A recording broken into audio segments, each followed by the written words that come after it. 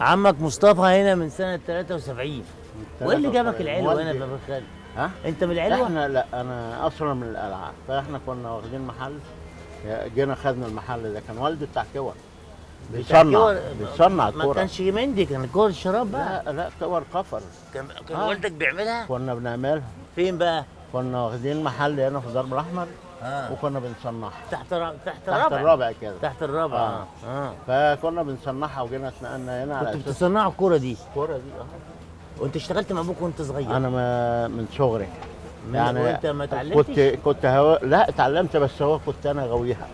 فكنت بحكم الاجازه وبتاع علشان الشقاوه ولازم العب. وبعدين بحكم ان انا قاعد معاه فحبيتها. فبقيت قلت له علمني. قال لي المدرسه ومش المدرسه، قلت له ماليش دعوه، في الاجازه انا ايه. فلقاني في يوم تعليمك انا خدت دبلوم ان شاء الله. خدت كويس. وفالمهم ببص لقيته في يوم يعني جينا اتنقلنا هنا وبتاع. بقيت انا بقى اتعلمت كل حاجه، اجيب الجلد وانا افصل، ومعانا ناس بتخيطها تاني، خيط الكوره جمعها، وانا كنت بجمع طبيعي انا وخيطها. تجمع الكوره دي؟ الكوره دي يعني هي الجلده السوداء غير الجلده البيضاء؟ هي بتتقطع مربعات. طب استنى، هنعرف صنعه الكوره. انت بعد كده اشتغلت مع ابوك؟ كنت استمريت صغير بقى وقتها؟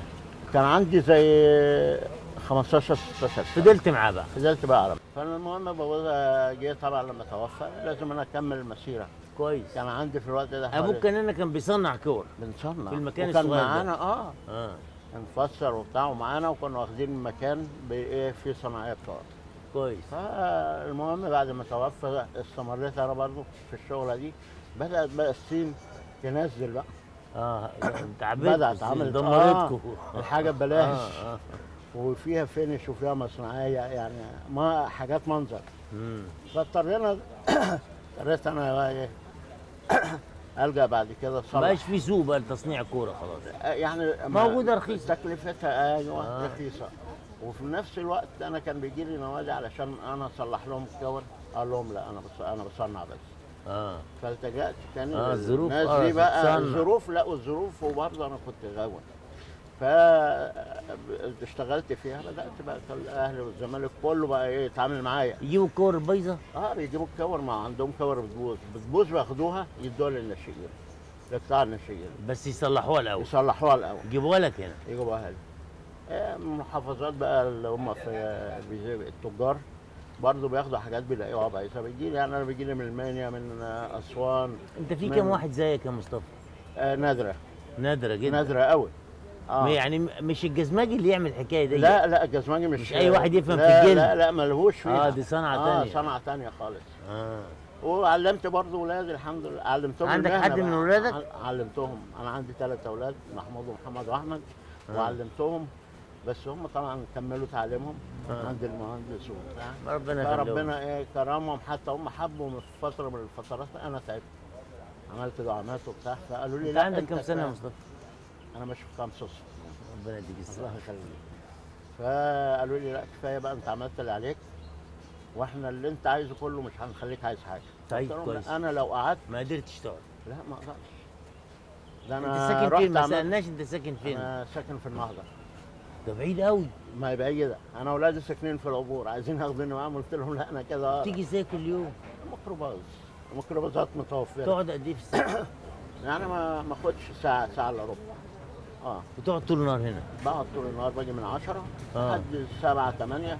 ولما بحس نفسي ان انا تعبان تروح تقفل وتروح. مش محتاج. انت شغلك حر الحمد لله، وفي نفس الوقت مش مضغوط. فببص. بس معكش صنايعي ولا حاجه؟ لا. معكش حد يساعدك؟ بحب اعمل حاجه بايديا. دي مزاج عندي.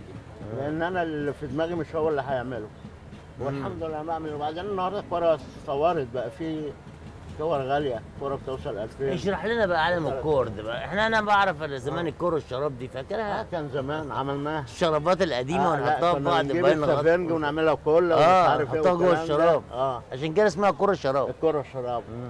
فحتى كنا واخدين مكان في السيده زي اوضه كده، ومعانا صناعيه. فمن ضمن كان في صنايعي معانا الله يرحمه، كان بيشتغل معايا. فجيت في يوم مفيش نور، ففي كلوب جايبين كلوب بنشتغل عليه. فقلت له طب وايه، اجري هات لنا جاز علشان الجاز خلص وانت ما جبتش. فراح يجيب خرج، كان في عند عرفه كده الحته دي كانت واسعه وبيلعبوا فيها كوره شراب. خرجت علشان ازعق له، اقول له يا ابني انت ايه لقيته اللي بيلعب غيبك؟ كورة. لا مش لقيته بيلعب، لقيته بيتفرج وجماهير ايه في اه الحته دي. وقفت انا نفسي اتخذت نسيت معاهم، نفسك. نسيت قعدت نفسي. تتفرج على الكورة. فكانت كوره الشراب دي ليها اه طبعا شنه ورنه طبعا وهي طبعا. الاساس. طلع منها لعيبه كتير. اه طب لا. قول لي بقى الكوره دي بتتصنع ازاي دي؟ دي دلوقتي دي مستورده. فدي دلوقتي في الصين واليابان عملوا لها مثل مكابس بتعمل كبس.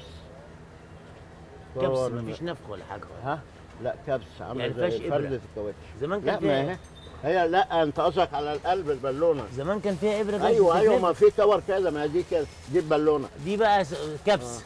آه. يعني بقى يعني ادي طلعت. البالونه دي بقى تمام. لما ايوه هي بتبوظ دي. دي لا بنشيل كده. دي وبنركب دي بقى قلب زي البالونه بالظبط، آه، قلب الكوره. قلب كوره. تتنفخ من هنا آه.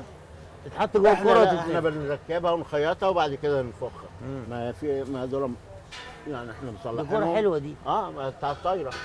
بتاع الطايرة. فكانت الحاجات دي من زمان. مدرسه الاحضار الرياضيه. اه هم جايبينها لك تصلحها ولا صلحها. بتصنعها لا انت؟ اصلحها دي. كان فيها ايه بقى؟ ها البالونه القلب اللي جوه بايظ، فشلته وركبت غيره. بتفكها بقى. بفك فك حتة الخياطة كده دي. مثلا والزق البالونه جوه وارجعها زي ما كانت. طب ودي فين نفختها؟ مفيش حاجه. اه دي لو وده نفس النظام برضه بيتركب له ده. في بقى اللي هو زي كده ده ينكور لما دي هو بقى دي جايه من الصين كبس. دي. دي صيني. بس دي فيها ما دي بتاعت روسيا. دي بتتنفخ برضه. بتنفخ كبس مكبوسه في بعضيها. ولو حصل لها حاجه تتصلح. بتصلحها. طب ورينا انت في عندك أي انواع حاجة. كور، فين كره قدم عندك هنا؟ ما هي دي قدم، دي يد. دي قدم. دي يد، دي دي بتاعت يد. دي طايره. يعني دي بتاعت طايره. ودي كور قدم. قديمه دي. لا زي اي كلام. دي بس دي- برضه اصحابها بيجوا ايه يقول له انا بعملها للولد بتاع، تصلح. فبعملها له برضه. انا الحقيقه ما كنتش اعرف ان كور القدم بتتصلح. لا بتصلح. اه انا في ناس بتجي لي بتقول لي احنا ما كناش نعرف الموضوع ده اصلا. امم فالحمد لله انت دلوقتي. بتلزق بالكل بقى؟ دي كل حمراء اه ودي كل بيضة. ما دي بتلزق بيها اظن كاوتش كمان. دي بقى كل بيضة. دي اللي بتتشم. لا دي اللي مش شام دي. دي دي انت اوعى تشمها. لا بس لازم نقول من الحب جامد. طبعا. قاعد طول النهار. وبتجي لك نوادي بقى وفرق لغايه دلوقتي. بعمل مع اهلي والزمالك كله بيجي لي. الحمد لله. يجيبوا لك يعني الكور تقعد بيجيبوا لي تصلح. الكور بصلحها لهم. طب هي الكوره دي ثمنها كام؟ لا الكرة دي الأصل بتاعها بتعدي ال 2000 جنيه. ياه حاجة بيبقى بتقل. ليها وزن برضو 450 جرام. ما تزيدش عن كده ولا تقل. لا كان ب زي 2000 جنيه. ب 2000 جنيه. طب انت تصلحها بقى ترجعها جديده بكام؟ أرجعها 20 20 25. بس كده. راضي أوي. اه أنا الحمد لله جشع واحد. والنوادي بيجيبوا لك كميه كور مره بيجيبوا لي بص انا لسه جايب لي 40 50 كرة. واحده. بتجيب أعملها له. الجلد ده منين بقى يا مصطفى؟ لا هو ده هي الكرة بتيجي. لا الكرة دي جايه ده من بره. هي ما انت بتيجي كده لما خالص. بتقطع بترجع لا. نفس الجلد. لا اقول لك انا بفك برفع قطعه من هنا كده زي كده. فرجنا كده ورينا كده ورينا زي بتشتغل كده. ازاي. دي انا رفعها كده بتتشال. وبخيط من جوه وبرجع ترجع أفكها تخيطها وألزقها. فما تبانش ان هي اتفكت. خلاص تمام. آه. تمام. ان الحته دي تلزق عليها خلاص. طب والشغل بيبقى عندك انت ان شاء الله الحمد لله كويس. لا الحمد لله. يعني انت شغال. على طول لان انا ما فيش حد، انا الوحيد.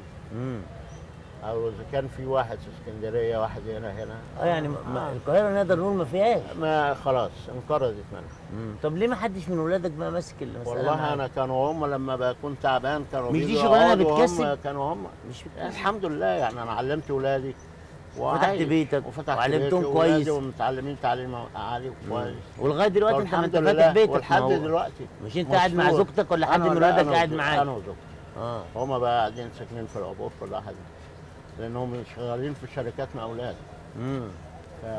سافروا وبتاع، ولما جم بقى استقروا هنا طيب كويس. فقعدوا بقى. بس طبعا كان لما يلاقوني تعبان ومتمسك قوي ان انا انزل، لازم يجوا يقولوا لي طب اقعد واحنا هنيجي نعمل لك اللي انت عايزه. انت ابدا. والله. فالحمد في لله. ناس تحب لما تطلع معاش كده، يعني سنها هيبقى كويس، 65 سنه كويس، انت قد يعني، فتطلع ترتاح بقى. في ناس انت مش عايز؟ لا، رغم انك مش محتاج فلوس. الحمد لله. بس الواحد لحد ما ربنا يفتكره لازم خلاص بقت حياتك هي انك انت تيجي تقعد. هي دي اللي انا هخلص حياتي فيها. انت مش شايف عندك مكنه؟ انا لا، انا يدوي.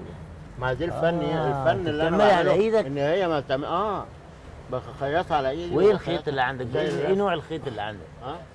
في نوعيه انت بتخيط بايدك؟ بخيط بايدي يعني. بص، نوعيات خيط زي كده.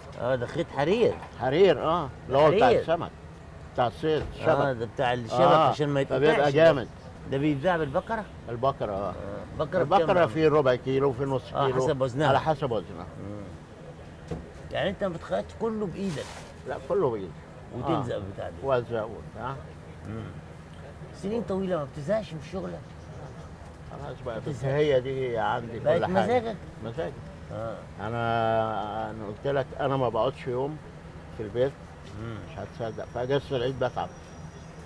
تتعب اللي انا بقعد، فبنزل حتى لو هنزل اقعد مع الناس. تقعد على القهوه مع اصحابك ولا حاجه. انما انا اقعد خالص كده، دي صعبه بالنسبه لي انا. والله. بس انت مبتسم كده على طول ولا عشان الكاميرا؟ لا لا والله، انا على طول. انت على طول. هي الناس هو اللي تقول لي احلى حاجه فيك مهما كان تبقى مبتسم. ايه اللي يخليك مبتسم كده؟ الحمد لله. يعني ما هزعل ليه؟ هتعب. لا، خليني كده علشان الحياه تبقى ماشيه كويس. صحيح. ماشيه سهله. صحيح. نهارك ابيض يا مصطفى.